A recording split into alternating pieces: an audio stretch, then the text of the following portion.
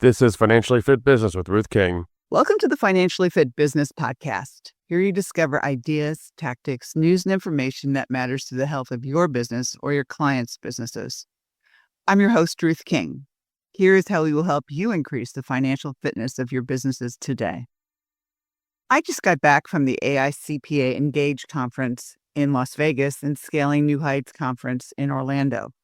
These two conferences opened my eyes with respect to the progress that AI has made in our industry in less than a year.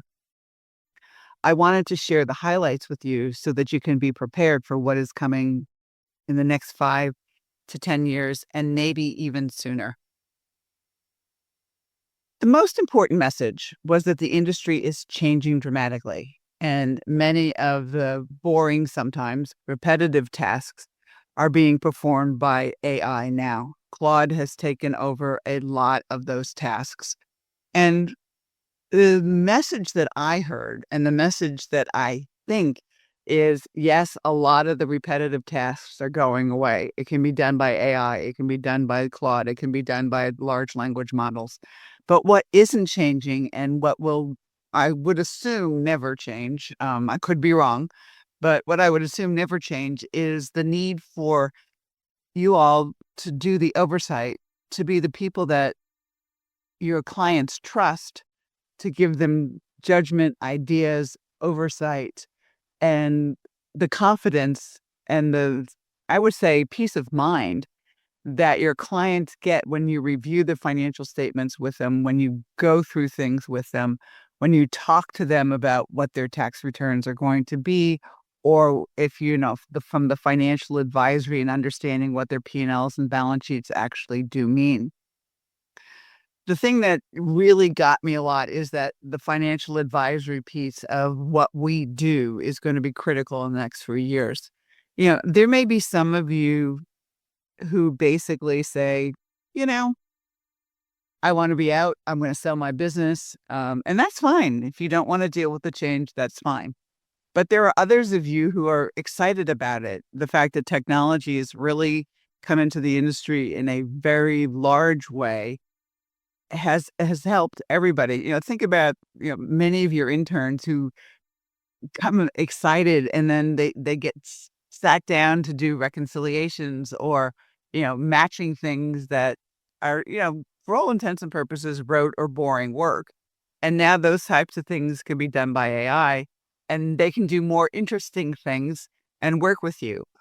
I don't think that the large language models and the software that I'm going to talk about today is going to replace you. You're always going to be there. You're going to be their cheerleaders. You're going to be the ones to help them understand what's actually going on in their businesses. And from my perspective, judgment and trust and oversight is something that AI can't do. Now, 10 years down the road, can it do it? Maybe. But there still is the human element that's really, really, really important in terms of them feeling comfortable with you, trusting you, being open to asking questions that they might not want in a large language model. So the question is what's going to happen to the interns? I think that they're going to end up doing much more interesting work, which will make them more excited about being in our industry and, building people up who can be CPAs at some point in time. And the other thing that's really interesting is okay, everybody's going, all that stuff is going away. How does somebody who is an intern actually get the wisdom and the knowledge without going through the repetitive tasks that we've all gone through over the years? And I likened it to a situation where we are changing the way that we actually can work and what we actually can do and more that we can do. Many of the speakers said, I'm not working less, I'm just working different. And I think it's more enjoyable different. It's not that you're working less or anything along those lines. It's just different. Okay. So let me go through a few things that are that really impressed me in terms of where everything is going. And these are software companies that you can take a look at. And hopefully we'll have some of them as my guests over the next couple of months on the Financially Fit Business podcast. Let's take the tax side first. One of the tax software companies, I don't remember which one it was, said that it could do all of the forms, including the hard, complicated K-1s. Now, I don't know whether this is true or not, but if it really can do all the ones that are the esoteric tax forms, then a lot of that stuff gets quicker.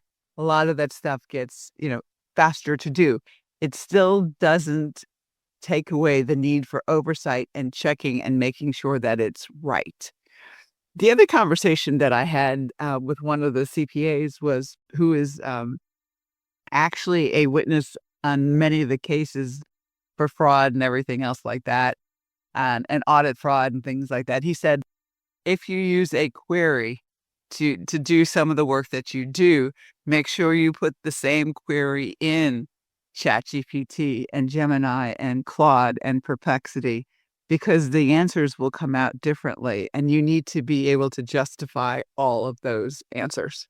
I thought it was an interesting way of looking at what needs to be done to make sure you get the right answers and make sure that ChatGPT agrees with Gemini, which agrees with Claude, which agrees with, whatever, all the large language models. So just do that to be something that might make it a little bit easier.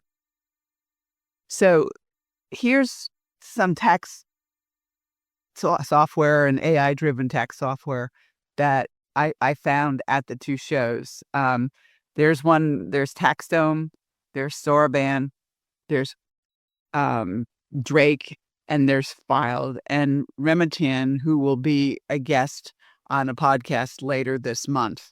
So all of these are software that I would suggest you go look at. I'm not saying change it. You may be using some of this software already, and if so, great. Make sure that it integrates with all the things that you're looking at. It integrates with QuickBooks. It integrates with Xero or any of the accounting software that you are using.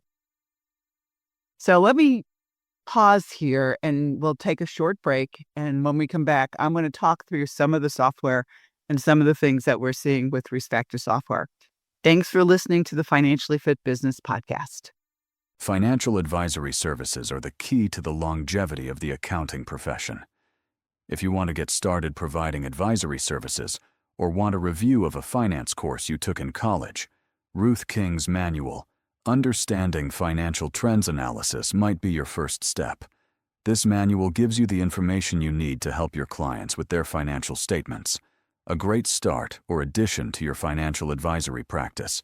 You help them with clarity on their business's financial health, the ability to spot impending issues and resolve them before they become a major crisis, less stress and sleepless nights worrying about the financial part of their business. Your Financial Statement Trends Analysis Manual is the reference guide. What do you want in your financial advisory services practice? Click on the link below for more information and to order. We're back. Thanks for listening to the Financially Fit Business podcast. I've been talking about some of my observations at Scaling New Heights and Engage. And before the break, I talked through AI and taxes and what's going to be happening with interns, at least as I see it, and based on some of the things that everybody was talking about. In this section, I want to talk about just some of the major software that we have out now and what's going on in some of the new platforms that are coming up. We're looking now pretty much the three biggies, QuickBooks, Sage, Xero, are the biggest ones that are out there and the platforms that are out there. There are some new platforms that are coming out.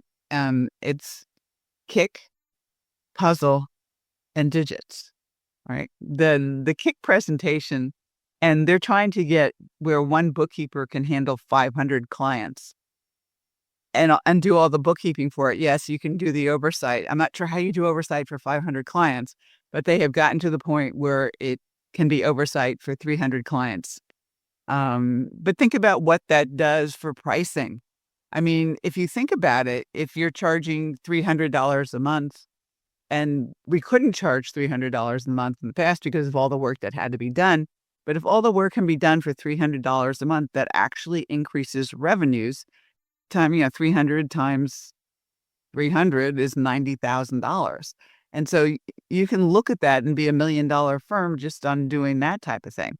Now, it doesn't do the AI, it doesn't do the financial advisory, and I'm not sure you can do 300 with financial advisory unless they want to do it themselves. So it was an interesting presentation and a new way of looking how bookkeeping can be handled, now with existing bookkeeping companies, and in the future with more bookkeeping done through this methodology and through AI. And AI is learning as it goes, and obviously it gets better and better and better and better as it learns. Digits and Puzzle are interesting because they replace QuickBooks. They replace Xero. They replace Sage. And it's literally AI, and it's very quick. It's very simple. It's very intuitive to use these two systems. Now, I'm not saying get off of QuickBooks. I'm not saying get off of Sage. I'm not saying get off of Xero. What I'm saying to you is these platforms are having competition now with things using the latest and greatest technology that has been designed using this technology. QuickBooks was never designed using AI. I mean, think about it. QuickBooks back in the old days, we were desktop and everything along those lines. And I mean, that's how the software was built. It was built from Quicken, which was basically Excel. So it's really very, very different with respect to how these new software packages have been designed, and totally designed using AI and large language models. It's a very different way of looking at the world from there. The other thing that was really interesting was my belief anyway. It was that billable hours will be a thing of the past. AI is taking over so much of the work, and more people want to know, okay, I'm going to pay X number of dollars. This is what I'm going to get every single month. I'm going to get a review of my financial statements. I'm going to get a review of whatever else it is. But I know that I'm paying X number of dollars a month, and it's going to include the amount for my taxes, so that I don't get a surprise at the, April 15th or March 15th or whatever the date is, having to owe X number of dollars. It's basically monthly, and you can go through the tax planning from that perspective at the same time.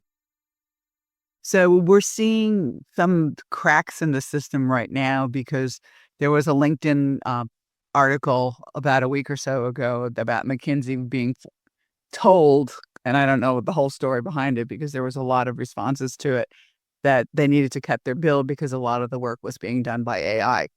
Who knows what's going to happen in the future, but people are getting used to using AI, asking ChatGPT, asking Gemini, asking Claude, asking Gronk, Perplexity, whatever, the questions, and then they're coming back to you. It's better that you do those things so that you can talk to them and be proactive, rather than them being afraid to pick up the phone because they're going to get billed for a question.